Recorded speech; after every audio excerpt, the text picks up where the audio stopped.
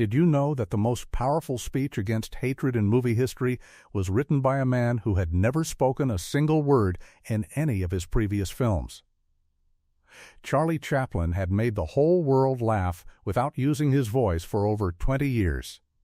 But in 1940, he opened his mouth, and what came out changed cinema forever. Let's dive in and discover 20 weird and amazing facts about the Great Dictator. Number 20. 2 men, 1 face, and a world didn't know. Here is something most people have never thought about. When Charlie Chaplin made The Great Dictator, he played 2 completely different characters in the same film. One was a humble Jewish barber, kind and gentle. The other was Adolf Hitler, a screaming, strutting, power-hungry dictator who looked frighteningly like Adolf Hitler. And here's the wild part. Charlie Chaplin himself looked almost exactly like Hitler in real life, too. Both men were born in the same week of April, 1889. Both had the same small, square mustache. The world had been laughing at Chaplin's little tramp character with that mustache for decades. But Hitler had adopted the very same style, or maybe the styles had crossed paths in ways no one could explain. When Chaplin first heard about this strange coincidence, he didn't ignore it.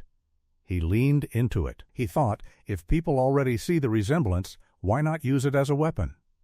Why not make a film that mocks the most dangerous man on earth using the one thing Chaplin had always used? Comedy. His friends were nervous. His producers were worried. Making fun of Hitler in 1939 was not a safe business decision. Germany was the biggest market for Hollywood films in Europe. If you made a movie that attacked Hitler, you lost Germany. You lost money. You maybe even caused trouble for your studio. But Chaplin didn't care about any of that. He cared about something bigger. He funded the entire film himself. Every dollar of the $625,000 budget came from his own pocket. That was not a small amount.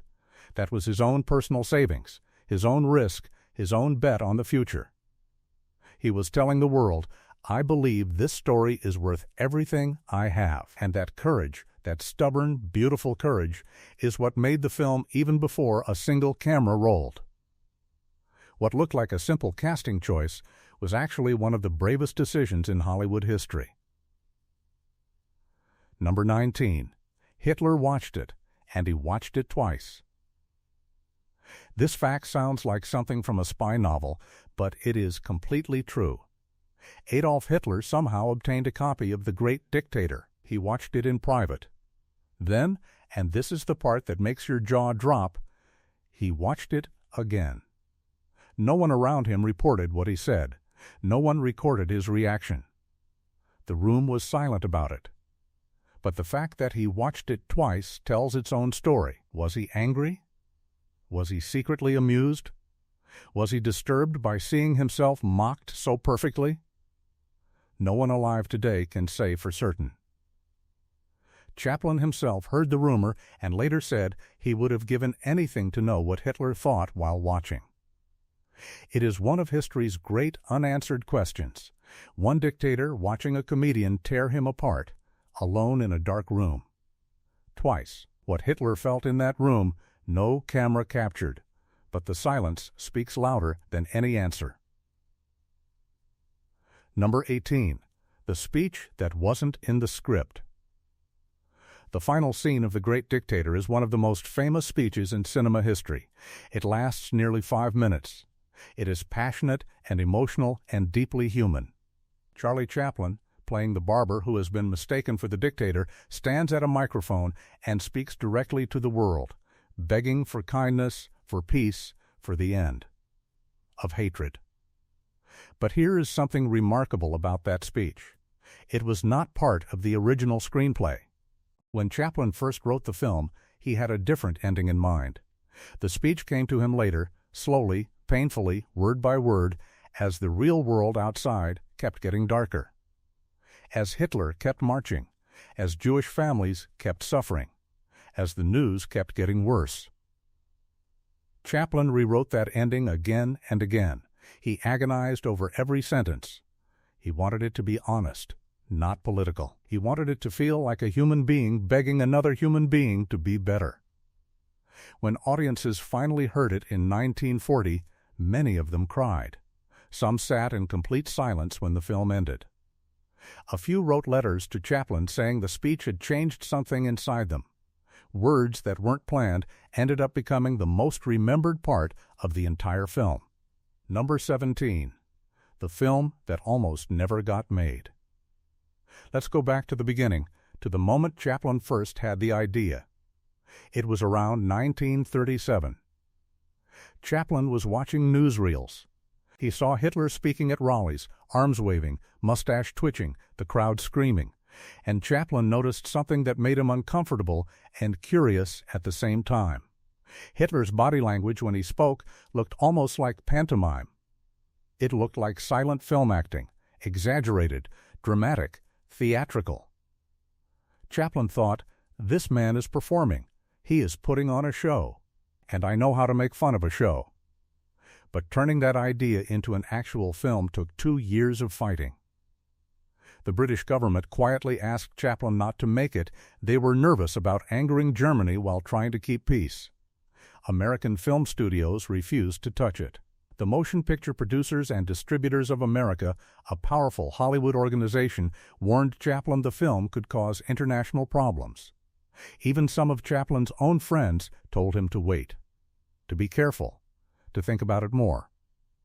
Chaplin thought about it plenty. Then he made the film anyway. Number 16. The Globe Dance, a masterpiece born from improvisation. In one of the most beautiful scenes ever filmed, Adolf Hitler, the dictator played by Chaplin, picks up a large inflatable globe and dances with it. He tosses it into the air. He bounces it off his foot. He spins it on one finger. He holds it tenderly, like a child holding a balloon or a man dreaming of owning the whole world. The scene has almost no dialogue. It lasts only a few minutes. But it is widely considered one of the greatest pieces of physical comedy and visual poetry ever captured on film. What most people don't know is that the globe, made of a thin rubber balloon, kept popping. Over and over during filming, the balloon simply burst. The crew had to blow up a new one each time. Chaplin rehearsed the dance for days, trying to get every movement smooth and exact. He had to be gentle enough not to pop the balloon and precise enough to make the movement look effortless. He had to make greed look beautiful. He had to make evil look graceful. And somehow, he did. What looked like a dream floating through the air was held together by nothing but air and genius. Number 15. Chaplin paid the cast from his own bank account. We already know Chaplin funded the film himself. But let's think about what that really meant for the people who worked on it. Chaplin paid every single actor and crew member out of his own savings. When production ran long, and it did, stretched over nearly 2 years, he kept paying. When scenes had to be reshot, he kept paying. When the budget grew bigger than planned, he didn't cut corners. He kept everyone employed, kept the film running, kept the vision alive. For the actors involved, this was deeply personal. They knew Chaplin believed in this film with his whole heart and his whole wallet. The set became an unusual place. Part movie studio, part moral mission. People showed up every day knowing they were making something that mattered. Paulette Goddard, who played Hannah the flower seller and who was Chaplin's real-life partner at the time, brought warmth and spirit to every scene. Even in the most serious moments, there was a feeling on set that they were doing something important together. He didn't just direct the film. He carried it, on his back, with his savings, every single day. Number 14. The moment Chaplin broke his own rule. Charlie Chaplin had made his career in silence. His little tramp character, the bowler hat, the cane, the funny walk, had made him the most famous entertainer on earth without using his voice once.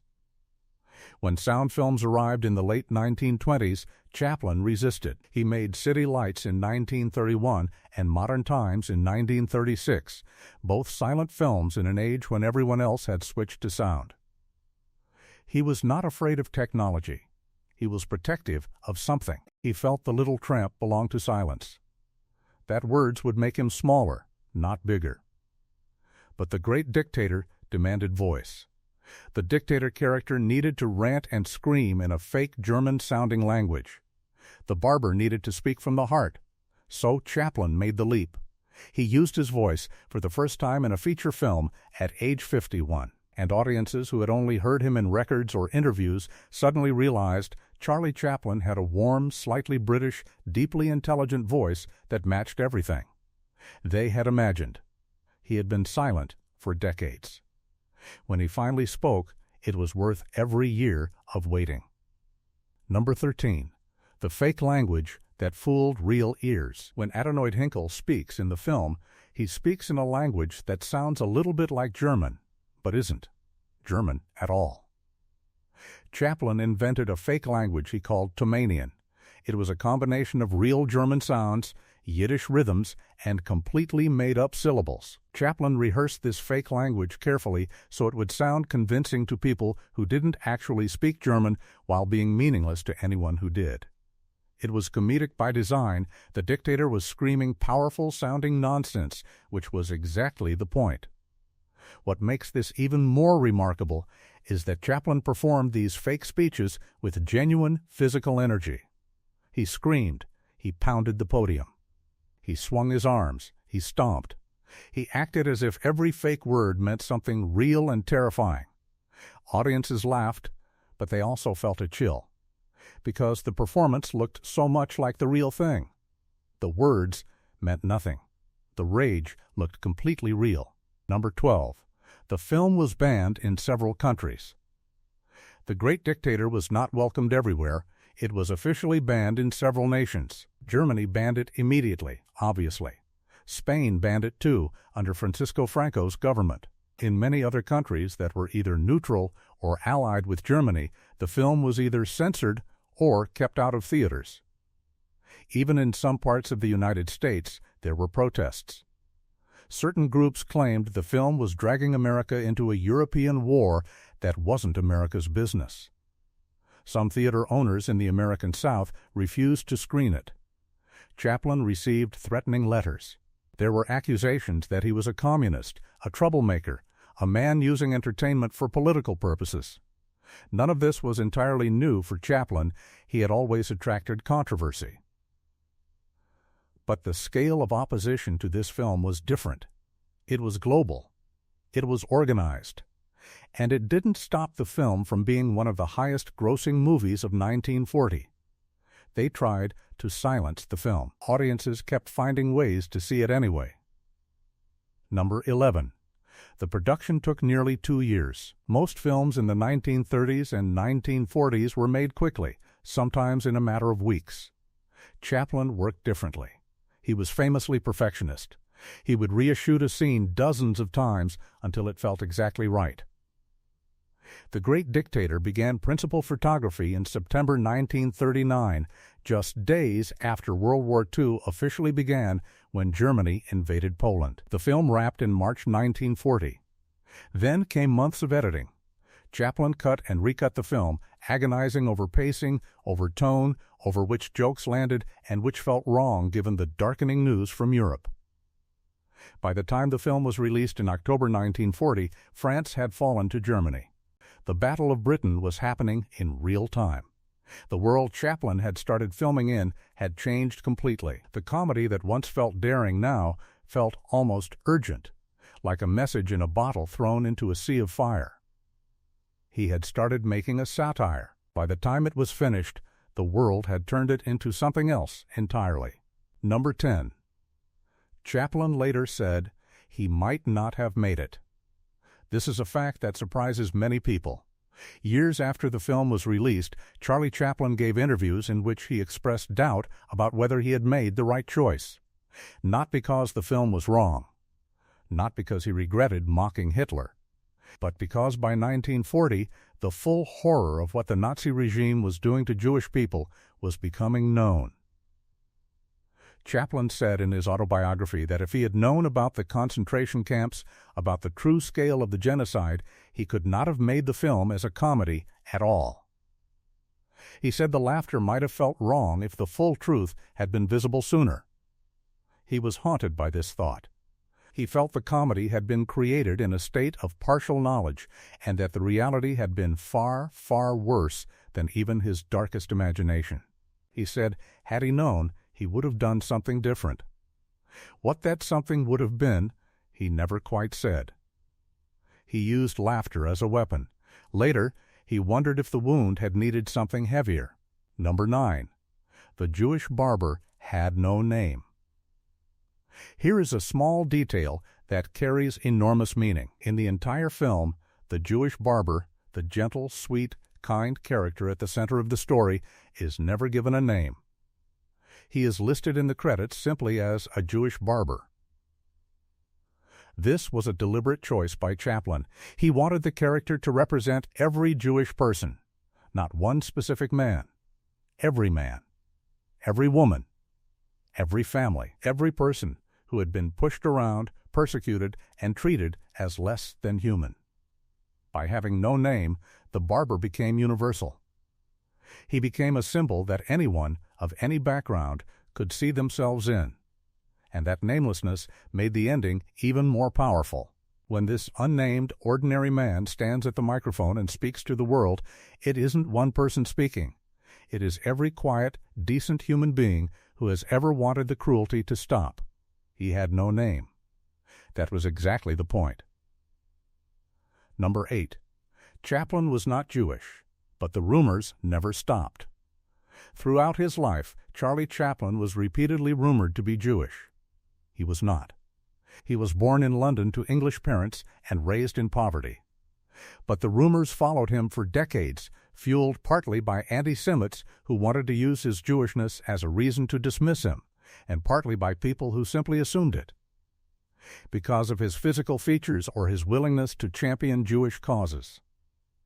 Chaplin never felt the need to deny or confirm the rumors loudly. He once said something close to, even if he were Jewish, why would that be something to deny?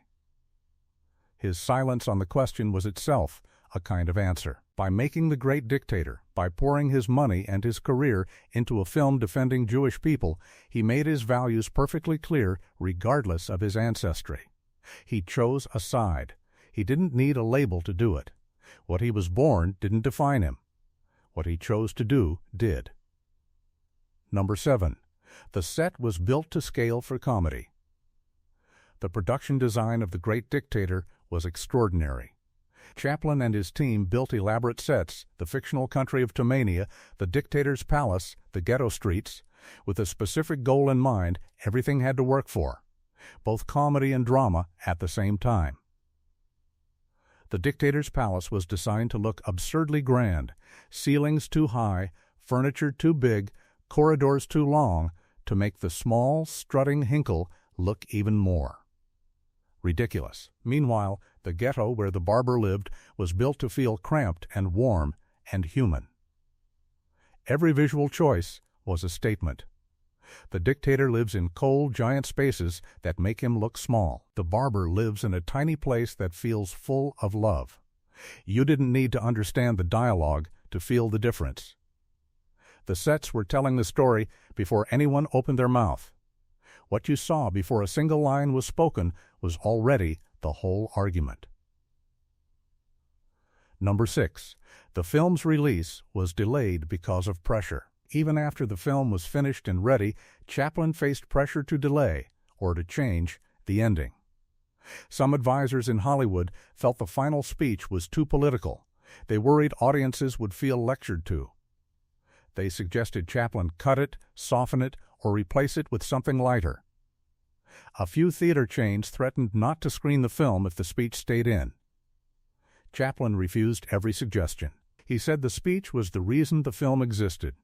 Without it, the whole picture was just comedy. With it, the comedy became a statement. He held firm. The film was released with the speech intact on October 15, 1940, in New York City. The premiere audience sat in near silence at the end. Then the applause started slowly and built into something overwhelming. Critics who had been skeptical wrote reviews calling the speech one of the most important moments in the history of cinema. He was told to cut the best part. He kept it. The audience told him he was right. Number 5. Chaplin composed the music himself. Charlie Chaplin was not just an actor and director. He was also a self-taught musician who could not read sheet music but could compose melodies by humming them and having assistants write them down. For The Great Dictator, Chaplin composed significant portions of the musical score himself. He also incorporated existing classical pieces. Most famously, he used excerpts from Johannes Brahms' Hungarian Dance No. 5 and Richard Wagner's Lohengrin Prelude during the Globe Dance and the barber's shaving scene. These were not random choices. Wagner was Hitler's favorite composer. Using Wagner's music during a scene where Chaplin mocks a Hitler-like character was a deeply deliberate, darkly funny choice.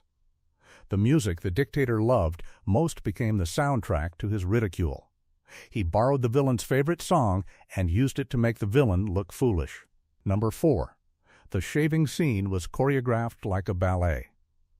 The early scene in the film where the Jewish barber shaves a customer, rhythmically, gracefully, perfectly in time with Brahms' Hungarian Dance, is one of the most purely joyful pieces of filmmaking in cinema history. It looks effortless. It looks like play. But Chaplin rehearsed this scene for weeks. Every razor stroke was timed to the music. Every turn of the wrist, every dip of the brush, every step the barber takes around the chair, all of it was choreographed with the precision of a ballet dancer. Chaplin timed the music to the movement frame by frame. He experimented with different tempos. He tried the scene with different songs before landing on the Brahms. The goal was to show the barber as someone who finds beauty and rhythm in ordinary work, who turns something as simple as shaving a chin into a small performance of joy. In a film full of anger and darkness, this scene glows like a lamp in a dark room. It was just a shave. But in Chaplin's hands, it became a love letter to ordinary life. Number 3. The film earned Chaplin his first Oscar nominations, and he won nothing. Despite being one of the most discussed and celebrated films of 1940, The Great Dictator received 5 Academy Award nominations. Best Picture, Best Actor for Chaplin, Best Supporting Actor for Jack Oakey, who played Napoleone, a spoof of Mussolini, Best Original Screenplay, Best Original Score. It won none of them. The ceremony was held in February 1941. The big winner that year was a different film. This is one of Hollywood's great historical ironies. A film that many film historians now consider one of the most important ever made walked away from the Oscars empty-handed.